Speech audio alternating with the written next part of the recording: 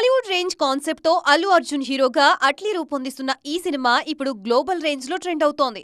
ఈ cinema cost and crew గురించి కూడా ఎంక్వైరీలు మొదలుపెట్టారు fans.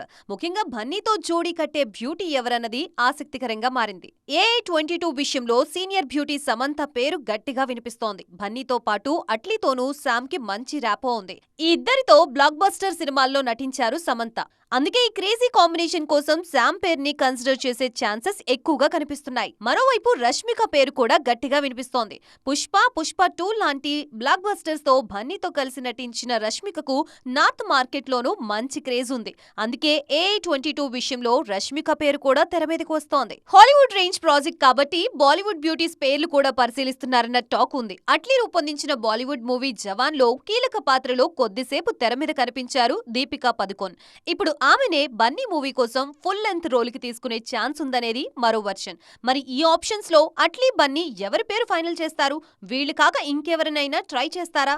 Let's wait and see.